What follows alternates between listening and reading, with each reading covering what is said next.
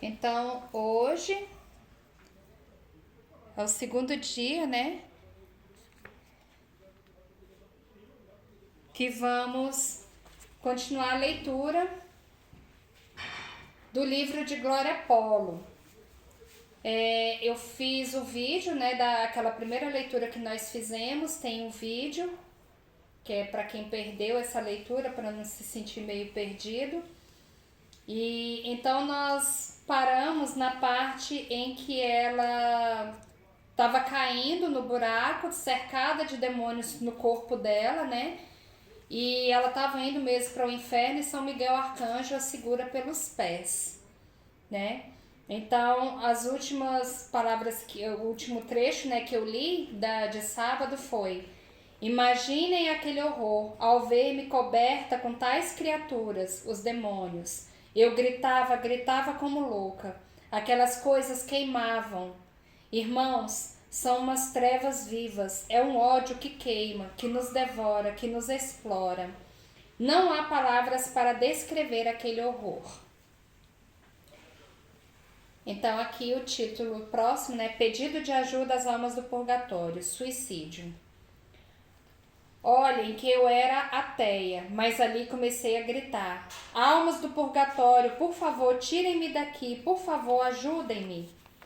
Quando estava gritando, comecei a ouvir como choram milhares e milhares de pessoas. Vejo de repente que ali havia milhares e milhares de pessoas, jovens, sobretudo jovens, com tanto sofrimento.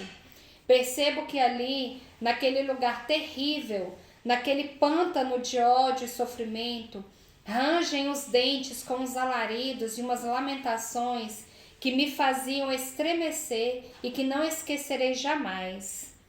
Passaram alguns anos, mas ainda choro e sofro quando me lembro do sofrimento de todas aquelas pessoas. Compreendi que ali estavam muitas pessoas porque num segundo de desespero se tinham suicidado e estavam naqueles tormentos com aquelas coisas horríveis perto delas, rodeadas de demônios que as atormentavam. Mas o mais horrível desses tormentos era a ausência de Deus, porque ali não se sente Deus.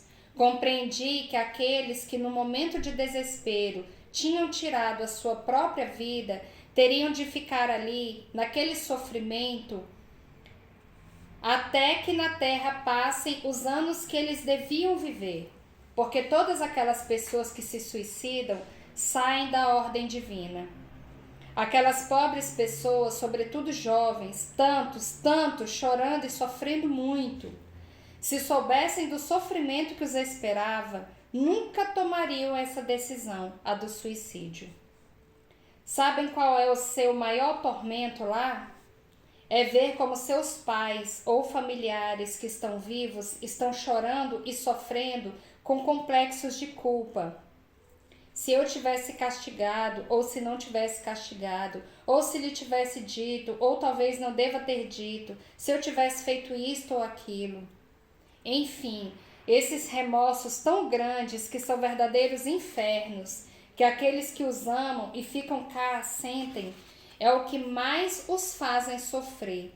É o maior tormento deles. E é aí que os demônios se deleitam, mostrando-lhes essas cenas. Olha como a tua mãe chora, olha como sofre, olha o teu pai como sofre, olha como estão desesperados, olha como estão angustiados, como se culpam e discutem, acusando-se um ao outro, olha o sofrimento que tu lhes causaste.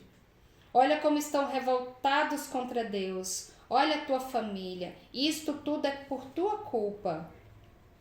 Essas pobres almas precisam é que aqueles que ficaram cá comecem um caminho de conversão, que mudem de vida, que façam obras de caridade, que visitem os doentes e que ofereçam missas pelas almas daqueles que morreram. Essas almas se beneficiam enormemente de tudo isso. As almas que estão no purgatório já não podem fazer nada por si mesmas, nada, mas Deus sim, através da Santa Missa. Nós também devemos ajudá-las desta forma. Eu, angustiada, compreendi que aquelas almas não podiam ajudar-me E nesse sofrimento, nessa angústia, comecei a gritar novamente: mas quem se enganou? Olhem que eu sou uma santa, eu jamais roubei, eu nunca roubei, eu não fazia mal a ninguém. Eu que antes de ficar arruinada trazia os melhores serviços, produtos da Suíça. Extraía, arranjava dentes e muitas vezes não cobrava se não podiam pagar. Eu fazia compras e dava aos pobres. Que faço eu aqui?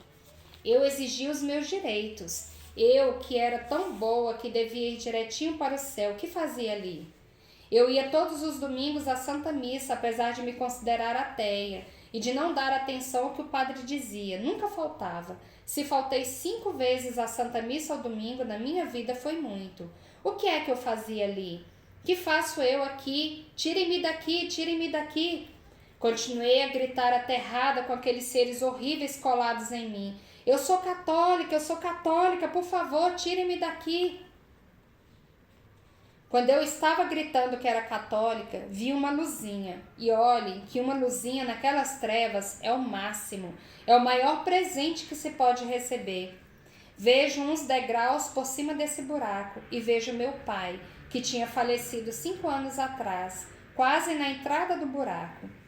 Tinha um pouquinho mais de luz e 4 degraus mais acima vi a minha mãe com muitíssimas mais luz e numa posição assim como de oração. Quando eu os vejo, deu-me uma alegria tão grande que comecei a gritar: pai, mãe, que alegria! Venham buscar-me, venham tirar-me daqui. Pai, mãe, por favor, tirem-me daqui. Suplico-vos, tirem-me daqui, tirem-me daqui. Nesse momento, o meu corpo estava em coma profundo, estava entubada, ligada às máquinas e agonizando. Já não me entrava ar nos pulmões, os meus rins não funcionavam. E só permanecia ligada às máquinas porque a minha irmã, que é médica, insistiu com os médicos para que me ligassem, alegando que eles não eram Deus. Porque eles achavam que não valia a pena. Eles falaram com a minha família. Disseram que não valia a pena, que era melhor deixar-me morrer tranquila, porque eu estava agonizando. Mas a minha irmã insistiu tanto que eles... Sabe a incoerência? Eu defendi a eutanásia, o direito de morrer dignamente. Os médicos só deixavam entrar nesse lugar onde eu estava, essa minha irmã que é médica e que ficava permanentemente ao meu lado.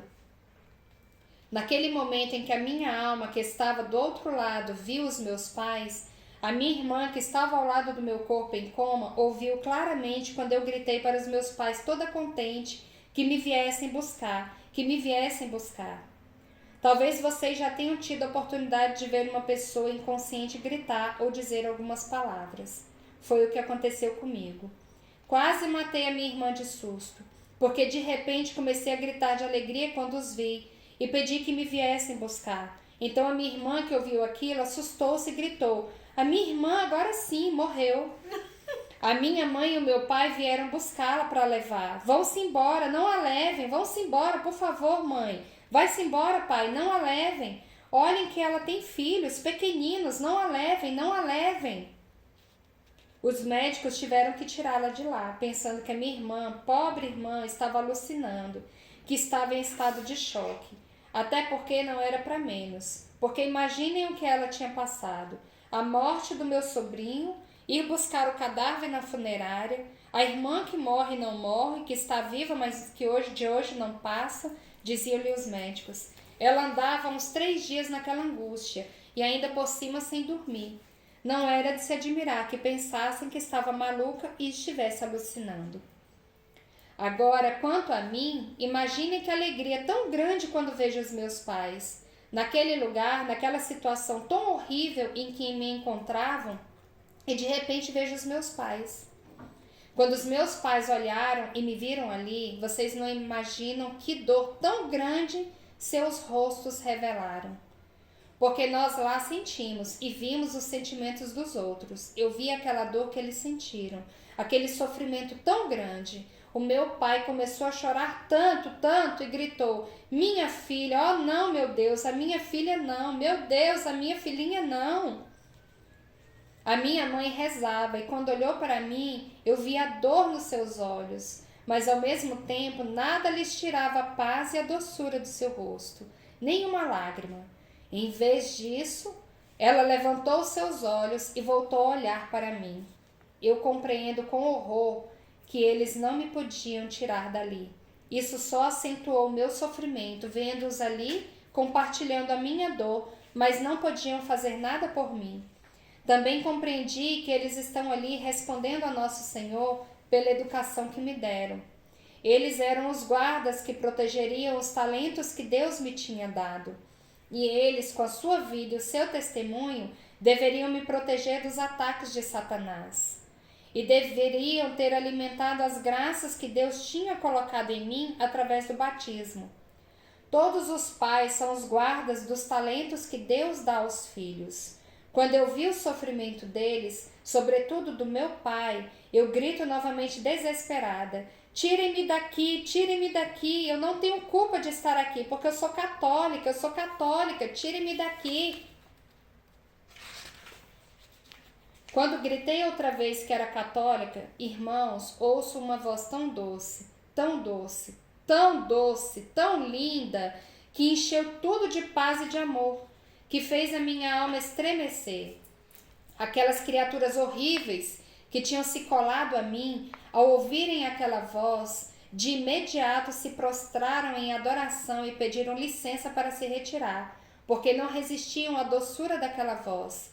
E abrem-se algo, como uma boca por baixo, e eles fogem apavorados. Imaginem, quando vejo aquelas coisas, aqueles demônios horríveis prostrados ali, só com ouvir a voz do Senhor, apesar do orgulho de Satanás, mal a ouviram, prostraram-se de joelhos. Então vi a Virgem Santíssima prostrada, quando o sacerdote elevou Nosso Senhor na hóstia da Santa Missa, que foi celebrada pela alma do meu sobrinho.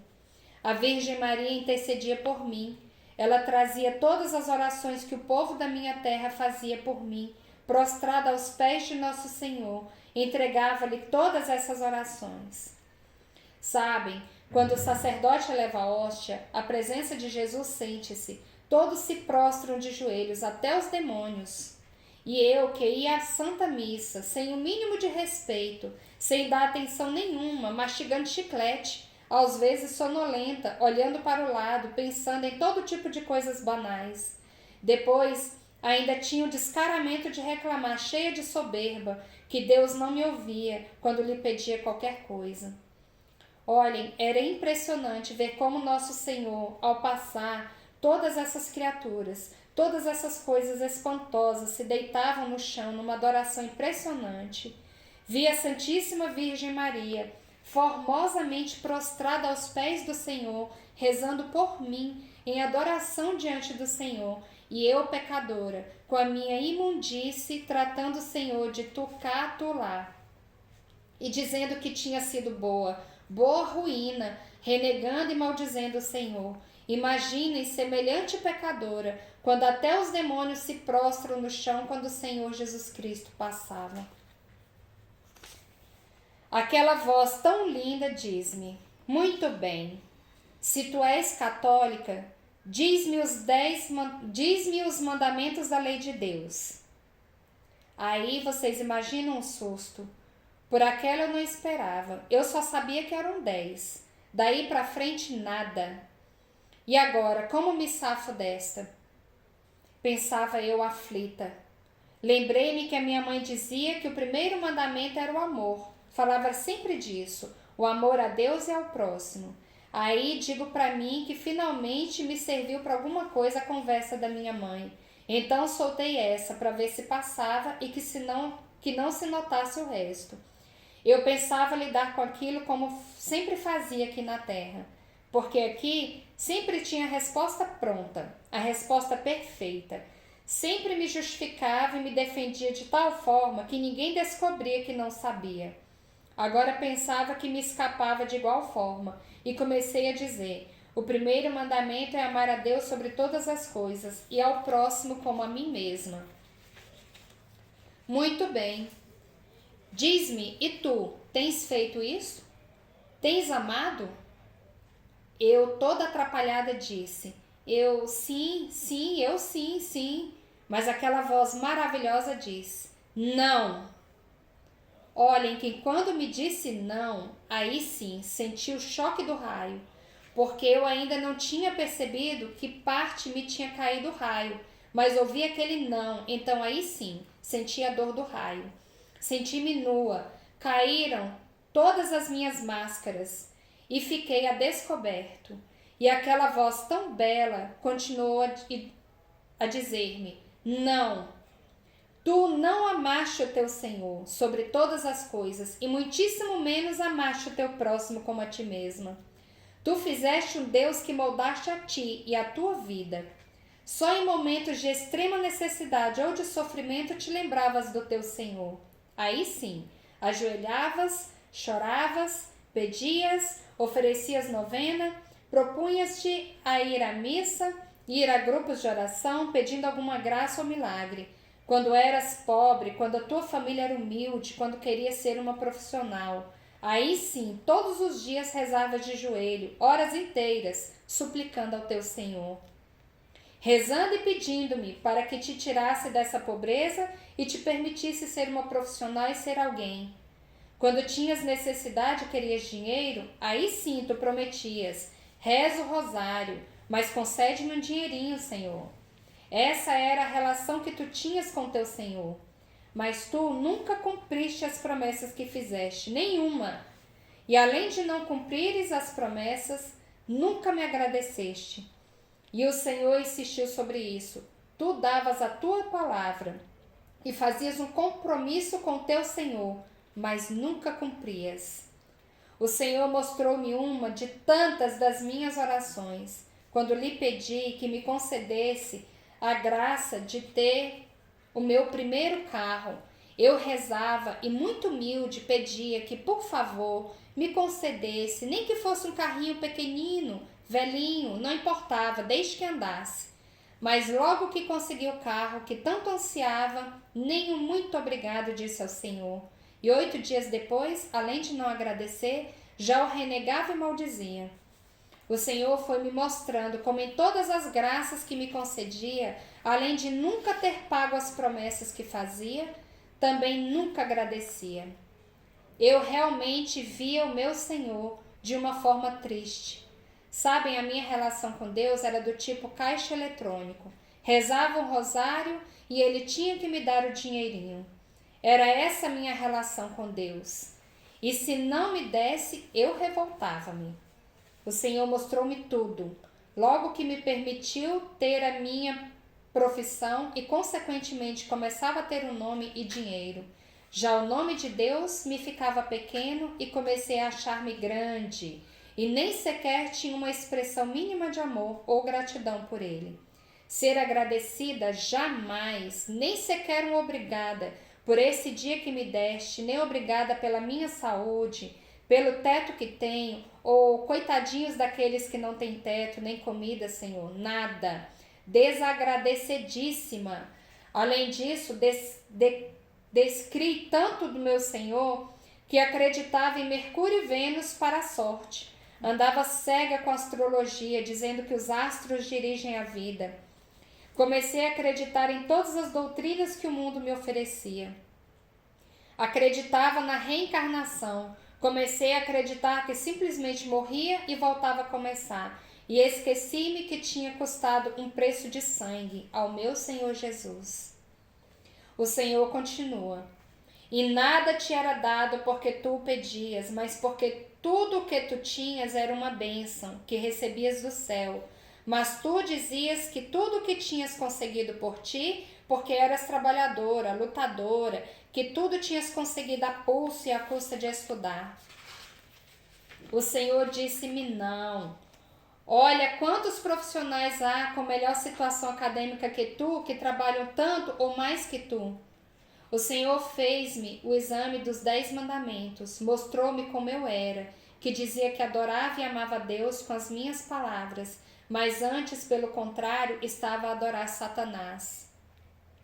Ao meu consultório costumava ir uma senhora que punha as cartas e fazia umas limpezas para a sorte, e eu dizia: não acredito nisso, mas jogue por acaso, pois nunca se sabe. E ela jogava aquelas coisas para a boa sorte. Colocou-as num canto onde ninguém via, uma ferradura e uma planta de babosa para afastar o azar, e outras coisas deste gênero.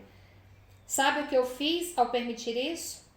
Abri as portas para que os demônios entrassem à vontade, livremente circulassem alegremente no meu consultório e na minha vida. Olhem, tudo isso é vergonhoso. Deus fez-me uma análise de toda a minha vida à luz dos 10 mandamentos. Mostrou-me como fui na minha relação com o próximo, como fui com Deus. Criticava tudo e a todos apontava com o dedo, a santa glória. E o Senhor mostrou-me tudo isso quando eu dizia que amava a Deus e ao próximo, mas pelo contrário, era muito invejosa. Agora via que quando enganava alguém ou dizia uma mentira, estava jurando em vão, porque no momento em que eu dizia, eu sou católica, eu estava a dizer que Jesus Cristo era o meu Senhor. Por isso estava a dar testemunho de mentira e de engano, como fiz mal a tanta gente. Como eu jamais reconheci nem agradeci aos meus pais por todo o sacrifício e entrega deles, para dar-me uma profissão e poder triunfar na vida. Todo o sacrifício e esforço que fizeram, mas eu não via isso. E logo que tive a minha profissão, até eles ficaram pequenos para mim, ao ponto de ter vergonha da minha mãe pela sua humildade e pobreza. Jesus continuou a mostrar-me que esposa era eu. Passava todo dia a resmungar, desde que me levantava. O meu marido dizia, bom dia, e eu, só se for para ti. Olha, está chovendo. Sempre resmungava e renegava tudo. E santificar os dias de festa foi um espanto. Que dor senti.